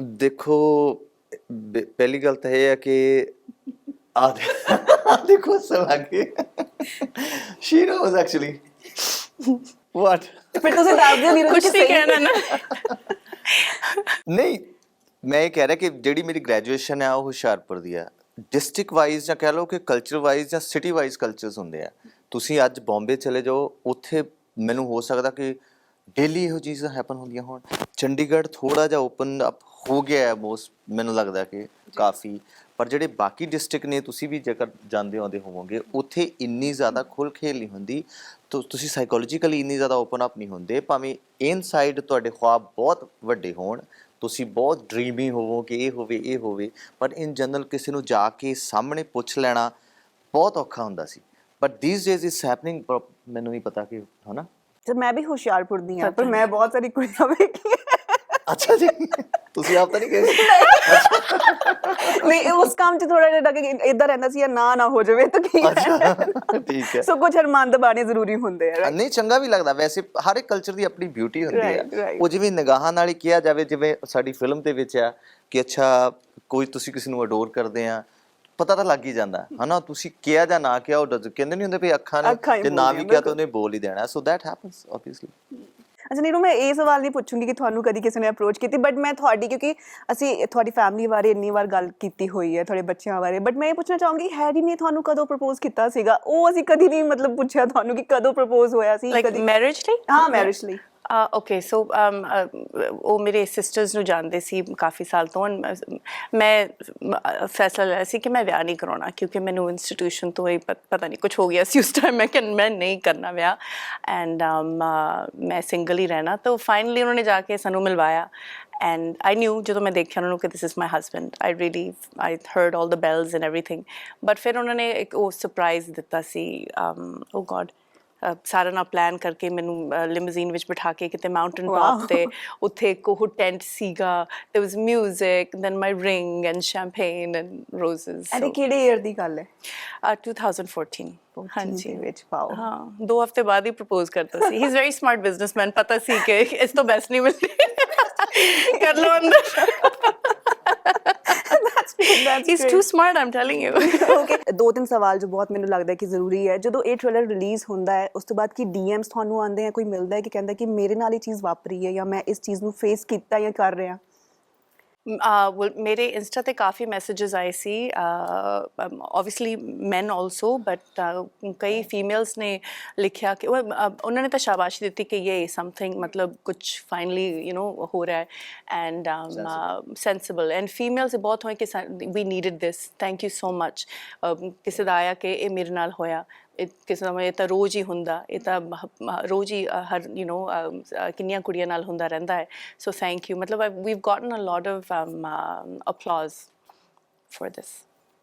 ਤੁਹਾਡੀ ਬੇਟੀਆਂ ਹੈ ਨਾ, ਮੈਂ ਵੀ ਇੱਕ ਕੁੜੀ ਹਾਂ, ਤੁਸੀਂ ਬਹੁਤ ਚੀਜ਼ਾਂ ਫੇਸ ਕੀਤੀਆਂ ਓਬਵੀਅਸਲੀ, ਅਸੀਂ ਆਪਣੀ ਜੌਬਸ 'ਚ ਹੈ ਨਾ ਕਰਦੇ ਹਾਂ ਚੀਜ਼ਾਂ ਫੇਸ ਕੀਤੀਆਂ ਹੋਣਗੀਆਂ ਇੱਕ ਟਾਈਮ 'ਤੇ। ਤੁਹਾਨੂੰ ਕਦੀ ਇੱਦਾਂ ਡਰ ਲੱਗਦਾ ਹੈ ਕਿ ਮੇਰੀ ਬੱਚੀਆਂ ਵੱਡੀਆਂ ਹੋ ਰਹੀਆਂ ਹੈ ਨਾ, ਅਸੀਂ ਘਰ ਤੱਕ ਤਾਂ ਸਾਡਾ ਕੰਟਰੋਲ ਰਹਿ ਸਕਦਾ, ਬਟ ਬਾਹਰ ਕੀ ਹੋ ਰਿਹਾ ਇਹ ਸਾਨੂੰ ਨਹੀਂ ਪਤਾ, ਉਹਨਾਂ ਚੀਜ਼ਾਂ ਨੂੰ ਲੈ ਕੇ ਕਦੀ ਸੋਚਦੇ ਹੋ? ਆਫ ਕੋਰਸ ਸੋਚਦੀ ਹਾਂ, ਤਾਂ ਹੀ ਤਾਂ ਸਾਡੀ ਮਤਲਬ ਇਟਸ ਆਈ ਡੋਂਟ ਨੋ, ਅੱਛੀ ਗੱਲ ਹੈ but it's little sad also. ਅਸੀਂ ਉਹਨਾਂ ਨੂੰ ਹੁਣੇ ਸੈਲਫ ਡਿਫੈਂਸ ਸਿਖਾ ਰਹੇ ਹਾਂ, ਕਰਾਟੀ ਜਾਂਦੀਆਂ ਨੇ, ਮਾਈ ਹਸਬੈਂਡ ਹਮੇਸ਼ਾ ਉਹਨਾਂ ਨਾਲ ਸਿਖਾਉਂਦੇ ਰਹਿੰਦੇ ਕਿ ਐਂ ਕਰਨਾ ਉਹ ਕਰਨਾ, ਬਟ ਇਟਸ ਰੀਅਲੀ ਸੈਡ, ਕਿਉਂਕਿ ਮਾਂ ਪਿਓ ਹਮੇਸ਼ਾ ਡਰਦੇ ਕਿਉਂ ਆ ਸਾਨੂੰ। ਮਤਲਬ ਜਦੋਂ ਮੈਂ ਵੀ ਵੈਂਕੂਵਰ ਸੀਗੀ ਅਤੇ ਬੰਬੇ ਆਉਣਾ ਸੀ ਤਾਂ ਮੇਰੀ ਫੈਮਿਲੀ ਇੰਨੀ ਡਰੀ ਹੋਈ ਸੀ ਕਿ ਪਤਾ ਨਹੀਂ ਕਿਵੇਂ ਹੋਊਗਾ, ਕੀ ਕਰੂਗੀ ਉੱਥੇ, ਐਂਡ ਇੰਨਾ ਕੁਛ ਸੁਣਦੇ ਆ। ਅਤੇ ਉਹਨਾਂ ਨੂੰ ਆਪ ਵੀ ਪਤਾ ਸਾਡੀ ਸੁਸਾਇਟੀ ਕਿਵੇਂ ਆ, ਓਬਵੀਅਸਲੀ ਡੈਡ ਇੱਥੇ ਪੜ੍ਹੇ ਸੀ, ਇੱਥੇ ਵੱਡੇ ਹੋਏ ਸੀ, ਸੋ ਬਹੁਤ ਡਰ ਸੀ, ਐਂਡ ਬਟ ਮੈਂ ਥੈਂਕਫੁਲੀ ਉਹਨਾਂ ਨੇ ਮੈਨੂੰ ਸਪੋਰਟ ਕੀਤਾ। ਐਂਡ ਜਦੋਂ ਮੈਂ ਇੱਥੇ ਆਈ ਓਨੈਸਟਲੀ ਮੇਰੇ ਲਈ ਕਲਚਰ ਸ਼ੌਕ ਸੀ, ਕਿਉਂਕਿ ਮੈਂ ਤਾਂ ਹਮੇਸ਼ਾ ਆਪਦੇ ਬਬਲ ਦੇ ਵਿੱਚ ਹੀ ਰਹਿੰਦੀ ਸੀ, ਐਂਡ ਜਦੋਂ ਮੈਂ ਇੰਡੀਆ ਆਈ ਤਾਂ ਮੈਂ ਵਾਪਸ ਜਾਣਾ ਚਾਹੁੰਦੀ ਸੀ ਆਫਟਰ 3 months, ਕਿਉਂਕਿ ਆਈ ਜਸਟ ਮੈਂ ਨਹੀਂ ਡੀਲ ਕਰ ਪਾ ਰਹੀ ਸੀ। ਮੈਂ ਕਿਹਾ ਨਹੀਂ, ਮੈਂ ਐਕਟਰਸ ਬਣਨਾ ਨਹੀਂ, it's not worth it, but somehow ਮੈਨੂੰ ਬਾਬਾ ਜੀ ਨੇ ਪਾਵਰ ਦਿੱਤੀ and I stayed back and am so happy. But it's sad, ਕਿਉਂਕਿ ਕਿੰਨੀਆਂ ਕੁੜੀਆਂ ਕਿੰਨਾ ਕੁਛ ਕਰਨਾ ਚਾਹੁੰਦੀਆਂ ਨੇ, ਪਰ ਉਹਨਾਂ ਦੇ ਮਾਂ ਪਿਓ ਵੀ ਗਲਤ ਨਹੀਂ ਗਏ, ਉਹ ਡਰ ਜਾਂਦੇ ਆ ਕਿ ਅਸੀਂ ਇਹਨਾਂ ਨੂੰ ਬਾਹਰ ਭੇਜਾਂਗੇ ਐਜ਼ ਅ ਟੀਚਰਸ ਜੌਬ। ਅਤੇ ਉਹਦੇ 'ਚ ਮਤਲਬ ਜਦੋਂ ਤੁਸੀਂ ਆਪਦੇ ਘਰ ਤੋਂ ਬਾਹਰ ਇੱਕ ਕਦਮ ਪੱਟਦੇ ਹੋ ਤਾਂ ਉੱਥੋਂ ਹੀ ਸ਼ੁਰੂ ਹੋ ਜਾਂਦਾ ਹੈ ਲੋਕਾਂ ਦੀਆਂ ਸੈਕਸ਼ੂਅਲ ਹਰਾਸਮੈਂਟਸ, ਤੁਹਾਨੂੰ ਦੇਖਣ ਦਾ ਨਜ਼ਰੀਆ, ਮਤਲਬ ਕਿੰਨਾ ਕੁਛ ਦੁਪੱਟਾ ਗਿਰ ਗਿਆ ਤਾਂ ਓ ਮਾਈ ਗॉड ਪਤਾ ਨਹੀਂ ਕੀ ਕਿਆਮਤ ਆ ਗਿਆ, ਤਾਂ it's like it's too much, it's तो how does a woman flourish? ਇੰਨੀਆਂ ਚੀਜ਼ਾਂ ਉਹ ਦੇਖ ਰਹੀ ਹੈ, ਐਂਡ it's sad। ਅਸੀਂ ਆਪ ਹੀ ਸਾਡੀ ਕੁੜੀਆਂ ਨੂੰ ਰਿਸਟ੍ਰਿਕਟ ਕਰਦੇ ਹਾਂ। ਆਈ ਜਸਟ ਹੋਪ ਕਿ ਇਹ ਸਾਰੀਆਂ ਚੀਜ਼ਾਂ, ਮਤਲਬ ਫਿਲਮ ਇੰਡਸਟਰੀ ਕਿੰਨੀਆਂ, ਜਦੋਂ ਮੈਂ ਸ਼ੁਰੂ ਕੀਤਾ ਸੀ ਕਿੰਨਿਆਂ ਨੇ ਕਿਹਾ ਕਿ ਫਿਲਮ ਇੰਡਸਟਰੀ ਵਿੱਚ ਆਪਦੀ ਕੁੜੀ ਨੂੰ ਭੇਜ ਰਿਹਾ, ਤੈਨੂੰ ਪਤਾ ਫਿਲਮ ਇੰਡਸਟਰੀ ਦੁਆਰੇ ਸੁਣਿਆ ਨਹੀਂ ਕੀ ਹੁੰਦਾ। So it's like we have to change this, ਮਤਲਬ it's such a beautiful industry, so yeah। But ਇਸ ਸੋਸਾਇਟੀ ਦੇ ਵਿੱਚ ਬਲੰਟਲੀ ਕੁੜੀਆਂ ਹਰ ਗੱਲ ਹੈ ਨਾ, ਮਤਲਬ ਬਲੰਟਲੀ ਬੋਲਣ ਜਾਂ ਫਿਰ ਬੋਲਡ ਆਪਣਾ ਇੱਕ ਤਰੀਕਾ ਰੱਖਣ ਜਾਂ ਆਪਣੇ ਆਪ ਨੂੰ ਇੰਨਾ ਬੋਲਡ ਬਣਾਉਣ ਕਿ ਜਦੋਂ ਕੋਈ ਉਹਨਾਂ ਨਾਲ ਗਲਤ ਕਰੇ ਵੀ ਉਹ ਬੋਲਣ, ਕਿਉਂਕਿ ਬਹੁਤ ਸਾਰੀ ਕੁੜੀਆਂ ਡਰ ਜਾਂਦੀਆਂ ਕਿ ਯਾਰ ਮੇਰੇ ਨਾਲ ਗਲਤ ਹੈ, ਸ਼ਾਇਦ ਕਿਤੇ ਮੇਰੀ ਗਲਤੀ ਨਾ ਕੱਢ ਦੇਣ, ਕਿਉਂਕਿ ਬਚਪਨ ਤੋਂ ਹੀ ਸਾਨੂੰ ਸਿਖਾਇਆ ਜਾਂਦਾ ਨਾ ਕਿ ਚੁੱਪ, ਕੁਛ ਨਹੀਂ ਹੋਇਆ, ਚੁੱਪ, ਉਹਨੇ ਮੈਨੂੰ ਆਏ ਕੀਤਾ, ਉਹਨੇ ਮੈਨੂੰ ਆਏ ਕਿ ਚੁੱਪ ਓਕੇ ਕੋਈ ਨਾ ਚੁੱਪ ਰਹਿ ਕੁਝ ਨਹੀਂ ਹੋਇਆ। ਉਸ ਅੰਕਲ ਨੇ ਆਏ ਕੀਤਾ ਦੈਨ ਤਾਂ ਏਦਾਂ ਨਹੀਂ ਮਤਲਬ ਬੋਲੀਦਾ, ਹਾਂ, ਬਿਲਕੁਲ। ਬਿਲਕੁਲ ਇਹ ਗੱਲ ਕਰਨੀ ਨਹੀਂ। ਸੋ ਇਹ ਇੱਕ ਫਾਊਂਡੇਸ਼ਨ ਹੈ ਜੋ ਕਿ ਅਸੀਂ ਵੱਡੀਆਂ ਮੈਂ ਵੀ ਇਹ ਵੀ ਮੇਰਾ ਫਾਊਂਡੇਸ਼ਨ ਰਿਹਾ। ਮੈਨੂੰ ਸ਼ਾਇਦ 5-10 ਸਾਲ ਪਹਿਲਾਂ ਮੈਨੂੰ ਇਹ ਪਾਵਰ ਮਿਲੀ ਆ ਕਿ ਮੈਂ ਬੋਲ ਸਕਾਂ ਕਿ no this is wrong and ਮੈਂ ਨਹੀਂ ਆਏ ਕਰਨਾ and I won't tolerate that. So Satinder ji, ਤੁਸੀਂ ਸਿਰਫ ਐਕਟਰ ਜਾਂ ਸਿੰਗਰ ਨਹੀਂ ਹੋ, ਸ਼ਾਇਰ ਹੋ, ਹੈ ਨਾ, ਲਿਖਦੇ ਹੋ। ਜੋ ਬੰਦੇ ਨੇ ਪੋਇਟਿਕ ਹੁੰਦੇ ਬਹੁਤ ਸੋਚਦੇ ਹੈ। ਸੋ ਜਦੋਂ ਤੁਸੀਂ ਇਹਨਾਂ ਚੀਜ਼ਾਂ ਬਾਰੇ ਸੋਚਦੇ ਹੋ, ਉਦੋਂ ਦਿਲ ਦੇ ਵਿੱਚ ਕੀ ਚੀਜ਼ਾਂ ਹੁੰਦੀਆਂ, ਕੀ ਮਹਿਸੂਸ ਕਰਦੇ ਹੋ? ਮੈਂ ਐਕਚੁਅਲੀ ਪਰਸੋਂ ਹੀ ਸੋਚ ਰਿਹਾ ਸੀ। ਮੈਂ ਸੋਚਿਆ ਸੀ ਮੈਂ ਦਾਦੂ ਨੂੰ ਜਾਂ ਤੁਹਾਨੂੰ ਜਾਂ ਸੰਤੋਸ਼ ਜੀ ਨੂੰ ਇੱਕ ਸੁਜੈਸ਼ਨ ਵੀ ਨਹੀਂ ਕਹਿ ਸਕਦੇ, ਜਾਂ ਵੈਸੇ ਇੱਕ ਜਜ਼ਬਾ ਹੈ। ਸਾਡਾ ਗੀਤ ਸੀ ਕੁੜੀਓ ਰੋਇਆ ਨਾ ਕਰੋ ਨੀ ਡੁੱਬ ਜਾਣੀ, ਪਤਾ ਨਹੀਂ ਤੁਸੀਂ ਸੁਣਿਆ ਕਿ ਆਫ ਕੋਰਸ ਕਮ ਔਨ। ਤੇ ਮੈਨੂੰ ਹੋਣ ਲੱਗਾ, ਮੈਂ ਕਿਹਾ ਯਾਰ ਉਹ ਗਾਣਾ ਤੇ ਬਹੁਤ ਹੀ ਅਪਰੋਪਰੀਏਟ ਸੀਗਾ ਇਸ ਫਿਲਮ ਲਈ। ਮੈਂ ਦਾਦੂ ਨੂੰ ਕਹਿੰਦਾ ਕਿ ਚਲੋ ਕਿਸੇ ਨਾ ਕਿਸੇ ਤਰੀਕੇ ਚਲੋ ਕਿਤੇ ਨਾ ਕਿਤੇ ਫਿਟ ਇਨ ਕਰ ਦਿੰਦੇ ਰੀਲ ਬਣਾ ਲਾਂਗੇ। ਸੋ ਮੇਰਾ, ਜਿੱਦਾਂ ਮੈਂ ਤੁਹਾਨੂੰ ਕਿਹਾ ਕਿ ਬੀਇੰਗ ਅ ਸੈਂਸਿਟਿਵ ਹਿਊਮਨ, ਤੇ ਮੈਨੂੰ ਲੱਗਦਾ ਪੋਇਟਸ ਜਦੋਂ ਬਣਦੇ ਆ ਉਹਨਾਂ ਦੇ ਵਿੱਚ ਸਭ ਤੋਂ ਜਿਹੜਾ ਮੇਜਰ ਐਲੀਮੈਂਟ ਹੁੰਦਾ ਉਹ ਸੈਂਸਿਟਿਵਿਟੀ ਹੀ ਹੁੰਦੀ ਆ। ਉਸ ਤੋਂ ਬਾਅਦ ਉਹਨਾਂ ਦੀ ਚਲੋ ਬਾਕੀ ਆਰਟ ਆ, ਕ੍ਰਾਫਟਸਮੈਨਸ਼ਿਪ ਆ, ਉਹਨਾਂ ਕੋਲ ਜੇਕਰ ਵੋਕੈਬ ਹੈਗੀ ਆ, ਉਹਨਾਂ ਨੂੰ ਰਵਾਨੀ ਦਾ ਪਤਾ ਆ, ਚਾਲ ਦਾ ਪਤਾ ਆ, ਸ਼ਾਇਰੀ ਦਾ ਪਤਾ ਆ, ਛੰਦ ਰਦੀਫ ਵਟਐਵਰ, ਉਹ ਤਾਂ ਹੋ ਸਕਦਾ। ਬਟ ਜੇ ਉਹਦੇ ਵਿੱਚ ਜਿਹੜਾ actual element of the poetry ਆ, ਉਹ ਤਾਂ ਉਹਦਾ ਸੋਲ ਜਿਹੜਾ, ਉਹ ਤਾਂ ਉਹਦਾ ਸਬਜੈਕਟ ਆ ਅਤੇ ਉਹਦਾ ਇਮੋਸ਼ਨ ਆ। ਉਹ ਇਮੋਸ਼ਨ ਕਦੋਂ ਬਲੌਜ਼ਮ ਕਰੂਗਾ? ਜਦੋਂ ਕੋਈ ਕਿਸੇ ਚੀਜ਼ 'ਤੇ ਤੁਹਾਡੇ ਸਟ੍ਰੋਕ ਹੋਏਗਾ। ਜਿੱਦਾਂ ਹੁਣ ਤੁਸੀਂ ਗੱਲ ਕਰਦੇ ਸੀ, ਆਈ ਵਾਜ਼ ਸੋ ਸੈਡ ਇਨ ਮਾਈ ਸੈਲਫ। ਪਤਾ ਨਹੀਂ ਕੈਮਰਾ, ਮੈਨੂੰ ਲੱਗਦਾ ਯਾਰ ਮੇਰੇ 'ਤੇ ਨਾ ਹੋਵੇ, ਇੱਧਰ ਇੱਧਰ ਹੀ ਹੋ ਜੇ। So these things I truly feel ਕਿ ਯਾਰ ਕਿ ਇਸ ਤਰ੍ਹਾਂ ਅਸੀਂ ਵੀ ਬੋਥ ਆਰ ਇਕੁਅਲ ਹਿਊਮਨ, ਹੈ ਨਾ। ਇੱਕ ਬੰਦੇ ਨੂੰ ਇਸ ਤਰ੍ਹਾਂ ਜਿਉਣਾ ਪੈ ਰਿਹਾ, ਇੱਕ ਬੰਦਾ ਇਸ ਤਰ੍ਹਾਂ ਜੀ ਰਿਹਾ। ਸੋ ਮੈਨੂੰ ਲੱਗਦਾ ਕਿ ਦੋਨੋਂ ਜੇ ਇਸ ਤਰ੍ਹਾਂ ਹੀ ਜਿਉਣ ਤਾਂ ਜ਼ਿਆਦਾ ਬੈਟਰ ਆ। ਪਰ ਉਹਦੇ ਵਿੱਚ ਜਿੱਦਾਂ ਇਹ ਕਹਿੰਦੇ ਆ ਕਿ ਯਾਰ ਕਿ ਇਹ ਸਾਡੇ ਕਲਚਰ ਦੀ ਇਸ਼ੂ ਆ, ਮੈਂ ਜੈਨੂਅਨਲੀ ਸਰਵੇ ਕਰਨਾ ਚਾਹੁੰਦਾ, ਰਿਸਰਚ ਕਰਨੀ ਚਾਹੁੰਦਾ। ਮੈਨੂੰ ਲੱਗਦਾ ਕਿ ਗਲੋਬਲ, ਚਾਹੇ ਤੁਸੀਂ ਟਰਕਿਸ਼ ਕਲਚਰ 'ਚ ਚਲੇ ਜਾਓ, ਚਾਹੇ ਤੁਸੀਂ ਯੂਨਾਨੀ ਕਲਚਰ 'ਚ ਚਲੇ ਜਾਓ, ਚਾਹੇ ਇਟਾਲੀਅਨ 'ਚ ਚਲੇ ਜਾਓ, ਸਪੈਸ਼ਲੀ ਮੈਕਸੀਕਨ 'ਚ ਚਲੇ ਜਾਓ, ਮੈਨੂੰ ਲੱਗਦਾ ਆਲਮੋਸਟ ਦ ਸੇਮ। ਸੋ ਜੇਕਰ ਇਹ ਪ੍ਰੋਬਲਮ ਜੈਨੂਅਨਲੀ ਗਲੋਬਲ ਆ, ਹੈ ਨਾ, ਇਹਦਾ ਮਤਲਬ ਕਿ ਸਮਹਾਉ ਕਿਤੇ ਨਾ ਕਿਤੇ ਕੋਈ ਚੀਜ਼ ਹੋਰ ਦੇਖਣ ਵਾਲੀ ਹੈ। ਸਿਰਫ ਇਸ ਤਰ੍ਹਾਂ ਨਹੀਂ ਕਹਿ ਸਕਦੇ ਕਿ ਯਾਰ ਕਿ ਅੱਛਾ ਮੈਨ ਆਰ ਰੋਂਗ, ਹੈ ਨਾ। ਮੈਂ ਨਾਟ ਰੋਂਗ, ਸਾਡੀ ਕੰਡੀਸ਼ਨਿੰਗ ਜੋ ਅਸੀਂ ਮਤਲਬ ਸ਼ੁਰੂ ਤੋਂ ਫਾਊਂਡੇਸ਼ਨ ਰਹੀ ਆ for both, that is wrong, ਜੋ ਕਿ ਕਿਸੇ ਦਾ ਕਸੂਰ ਨਹੀਂ। It's just about education and awareness. ਜਦੋਂ ਅਸੀਂ ਇਹ ਡਾਇਲੌਗ ਸ਼ੁਰੂ ਕਰਾਂਗੇ ਆਪਣੇ ਬੱਚਿਆਂ ਨਾਲ, ਉਵੇਂ ਅਸੀਂ ਬਦਲਦੇ ਰਹਾਂਗੇ। ਦੈਟਸ ਪ੍ਰੋਗਰੈਸ਼ਨ, ਨਾਟ ਡਿਜ਼ਾਈਨਰ ਕੱਪੜੇ। ਮਤਲਬ ਮੈਂ ਇਹ ਚਾਹੁੰਦਾ, ਕਿਉਂਕਿ ਮੇਰੀ ਜਦੋਂ ਅਸੀਂ ਟੀਮ ਵੀ ਬੈਠੇ ਹੁੰਦੇ, ਕੋਈ ਵੀ ਮਸਲਾ ਹੁੰਦਾ, ਮੈਂ ਕਿਹਾ ਯਾਰ ਡਿਸਕਸ਼ਨ ਠੀਕ ਆ, ਮੈਨੂੰ ਹੱਲ ਦੱਸੋ ਕਿ ਇਸ ਹੱਲ ਕੀ ਆ, ਹੈ ਨਾ। ਹੁਣ ਅਸੀਂ ਅੱਜ ਵੀ ਇਹ ਗੱਲ ਕਰਕੇ ਫਿਲਮ ਵੀ ਚਲੋ ਵਰਕ ਕਰ ਜੂਗੀ, ਸਾਰਿਆਂ ਦੇਖ ਲਓਗੇ ਅੱਛਾ ਯਾਰ very sensitive film this and that, ਪਰ ਜੇ ਉਸ ਤੋਂ ਬਾਅਦ ਵੀ ਅਸਰ ਨਾ ਹੋਇਆ, ਮੈਂ ਤਾਂ ਆਪਣੇ ਆਪ ਨੂੰ ਫੇਲੀਅਰ ਜ਼ਰੂਰ ਸਮਝੂੰਗਾ ਕਿ ਕਿਤੇ ਨਾ ਕਿਤੇ ਚੇਂਜ ਹੋਣਾ ਚਾਹੀਦਾ ਯਾਰ। ਕਿ ਉਸ ਤੋਂ ਬਾਅਦ ਇਹ ਦੇਖਿਆ ਸੀਗਾ, ਕਿਉਂਕਿ ਮੈਂ ਜ਼ਿੰਦਗੀ 'ਚ ਚਾਹੇ ਬਹੁਤ ਮਾਈਨਰ ਚੇਂਜਸ ਦੇਖੇ ਹੋਣ, ਪਰ ਮੈਂ ਆਪਣੇ ਗਾਣਿਆਂ, ਆਪਣੇ ਸੰਗੀਤ, ਆਪਣੀ ਸ਼ਾਇਰੀ ਦੇ ਜ਼ਰੀਏ ਦੇਖੇ ਨੇ ਹੈਪਨ, ਫਿਜ਼ੀਕਲੀ ਹੈਪਨ ਹੁੰਦੇ ਇਸੇ ਸਟੇਟ 'ਚ ਕਿ ਯਾਰ ਕਿ ਮੈਂ ਪਹਿਲਾਂ ਇਸ ਤਰ੍ਹਾਂ ਦਾ ਸੀ, ਮੈਂ ਤੁਹਾਡਾ ਗਾਣਾ ਸੁਣਿਆ, ਹੁਣ ਮੈਂ ਇੱਦਾਂ ਨਹੀਂ ਕਰਦਾ। ਸੋ ਮੈਂ ਇਹ ਚਾਹੁੰਦਾ ਕਿ ਇਹਦੇ ਨਾਲ ਕਿਤੇ ਨਾ ਕਿਤੇ ਫਿਜ਼ੀਕਲ ਚੇਂਜ ਆਉਣੀ ਚਾਹੀਦੀ ਆ, ਐਕਚੁਅਲ ਵਿਜ਼ੀਬਲ ਚੇਂਜ ਆਉਣੀ ਚਾਹੀਦੀ ਆ।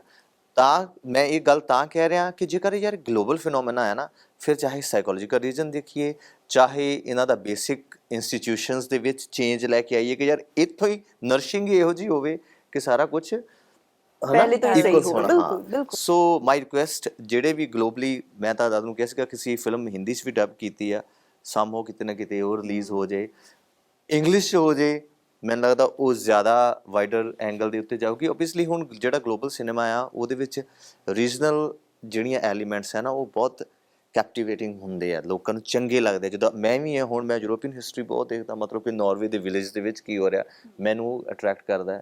ਇਸੇ ਤਰ੍ਹਾਂ ਹੋ ਸਕਦਾ ਕਿਸੇ ਫਰੈਂਚ ਬੰਦੇ ਨੂੰ ਪੰਜਾਬ ਦੇ ਕਿਸੇ ਪਿੰਡ ਦੇ ਵਿੱਚ ਕੋਈ ਚੀਜ਼ ਹੁੰਦੀ ਲੱਗਦੀ, ਅਟਰੈਕਟ ਕਰੇ। ਦੀ ਕੀ ਕਹਿੰਦੇ ਹੁੰਦੇ ਆ, ਦੀ only boundary is the language, ਹੈ ਨਾ। ਮੈਨੂੰ ਲੱਗਦਾ English is the global language, ਹੁਣ ਸਾਰੇ ਦੁਨੀਆ 'ਚ ਬੋਲਦੇ ਆ। ਸੋ ਕਿਸੇ ਨਾ ਕਿਸੇ ਤਰੀਕੇ ਡੱਬ ਹੋ ਕੇ ਪਹੁੰਚੇ, ਚਾਹੇ ਉਹ ਸਿਰਫ OTT ਹੋਵੇ, ਚਾਹੇ ਕਿਤੇ ਵੀ ਹੋਵੇ। ਜਿਹੜੀ ਚੀਜ਼ ਇੰਨੀ ਖੂਬਸੂਰਤੀ ਨਾਲ, ਇੰਨੀ ਮਿਹਨਤ ਨਾਲ ਬਣੀ ਆ, ਉਹ ਸਾਰੇ ਜਹਾਨ 'ਚ ਕਿਤੇ ਨਾ ਕਿਤੇ ਜਾਵੇ। ਫਿਰ ਮੈਨੂੰ ਲੱਗਦਾ ਕਿ ਜਿਹੜੇ ਸਾਡੇ ਤੁਸੀਂ ਕਹਿੰਦੇ ਬੱਚੇ ਜਿਹੜੇ ਉੱਥੇ ਹੀ ਪੈਦਾ ਹੋਏ ਆ, ਜਿਨ੍ਹਾਂ ਦੀ ਫਸਟ ਲੈਂਗੁਏਜ ਇੰਗਲਿਸ਼ ਆ, ਉਹਨਾਂ ਨੂੰ ਲੱਗਦਾ ਕਿ ਯਾਰ ਕਿ ਸਾਨੂੰ ਇਹ ਗੱਲ ਜ਼ਿਆਦਾ ਸਮਝ ਆ ਰਹੀ ਹੈ, ਤਾਂ ਹੀ ਮੇਰੇ ਸਾਨੂੰ ਆਪਣੇ ਗਾਣੇ ਦੀ ਟਰਾਂਸਲੇਸ਼ਨ ਲਾਉਣੀ ਪੈਂਦੀ ਹੈ। ਸੋ ਉਹਦੇ ਨਾਲ ਉਹ ਜ਼ਿਆਦਾ ਬੈਨੀਫਿਸ਼ਰੀ ਹੋ ਸਕਦਾ। ਜੀ ਸੋ ਲਗਾਤਾਰ ਮੈਨੂੰ ਉੱਥੋਂ ਦੇਖ ਰਹੇ ਕਿ ਰਿਸ਼ਾ ਬੰਦ ਕਰੋ, ਬਟ ਦੋ ਸਵਾਲ ਮੈਨੂੰ ਵੀ ਕਹਿ ਰਹੇ ਹੋਣੇ ਚੁੱਪ ਚੁੱਪ ਚੁੱਪ ਚੁੱਪ ਚੁੱਪ। ਨਹੀਂ ਓਕੇ, ਬਟ ਇੱਕ ਫਰੀडम ਬਹੁਤ ਮਤਲਬ ਆਜ਼ਾਦੀ ਬਹੁਤ ਜ਼ਰੂਰੀ ਹੁੰਦੀ ਹੈ ਹਰ ਕਿਸੇ ਲਈ, ਹੈ ਨਾ? ਹਰ ਕਿਸੇ ਲਈ ਆਜ਼ਾਦੀ ਦਾ ਮਤਲਬ ਅਲੱਗ-ਅਲੱਗ ਹੁੰਦਾ ਹੈ, ਕੋਈ ਮਤਲਬ ਕੱਢ ਲੈਂਦਾ, ਕੋਈ ਤੁਹਾਡੇ ਲਈ ਆਜ਼ਾਦੀ ਕੀ ਹੈ?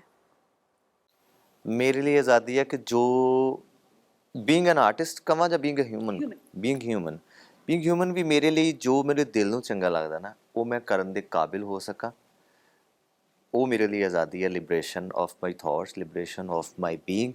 ਕਿ ਯਾਰ ਕਿ ਜਨਰਲੀ ਕੀ ਹੁੰਦਾ, ਮੈਂ ਇੱਕ ਵਾਰੀ ਅੱਗੇ ਵੀ ਦੱਸਦਾ ਹੁੰਦਾ, ਕਿਸੇ ਵੀ ਆਰਟਿਸਟ ਨੂੰ ਲੱਗਦਾ ਹੋਊਗਾ ਕਿ ਯਾਰ ਮੇਰੀ ਕੋਈ ਚੀਜ਼ ਰਿਲੀਜ਼ ਹੋਈ, ਹਿੱਟ ਹੋ ਗਈ, ਦੈਟ ਇਜ਼ ਮਾਈ ਸਕਸੈਸ। ਪਰ ਮੈਂ ਇਹ ਕਹਿਣਾ ਕਿ ਮੈਨੂੰ ਜੋ ਚੰਗਾ ਲੱਗਿਆ ਉਹ ਮੈਂ ਰਿਲੀਜ਼ ਕਰਦਾ, that is my success. So there is a difference in it.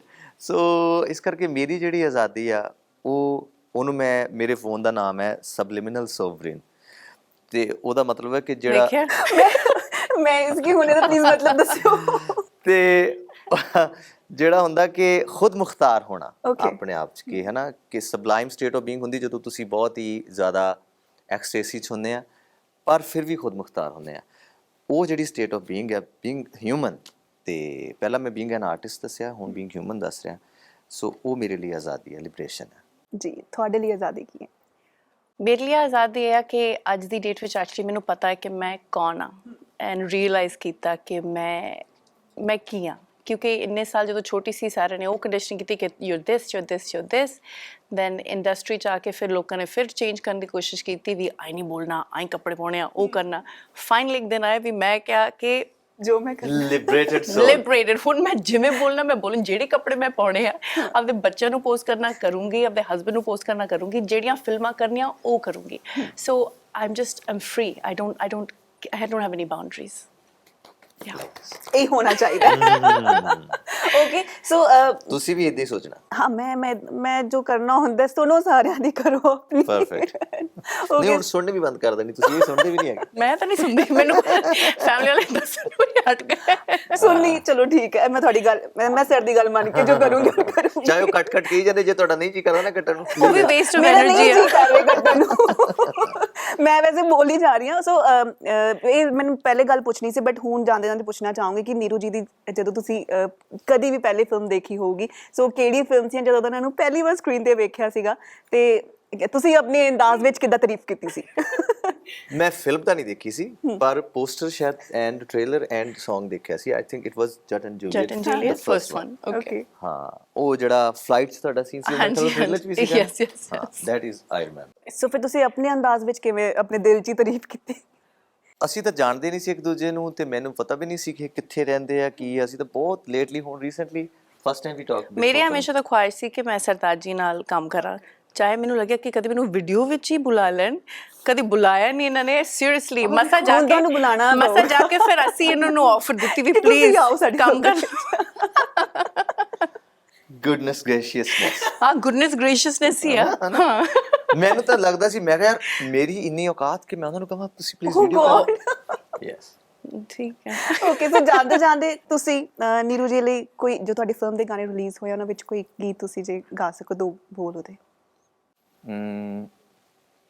ਐਨੀ ਹੈ ਨਾ? ਹਾਂ, ਕੋਈ ਵੀ।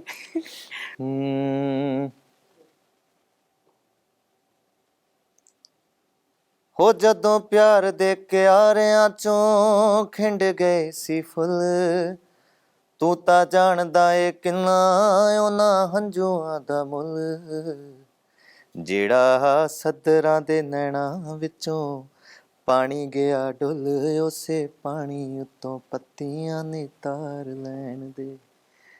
ਹਾਲੇ ਤੱਕ ਨੀ ਯਕੀਨ ਹੋਇਆ ਦਿਲਾਂ ਨੂੰ ਕਿ ਚੱਲ ਸਾਨੂੰ ਸੁਪਨੇ ਦੇ ਮਹਿਲ ਤਾਈਂ ਸਾਰ ਲੈਣ ਦੇ।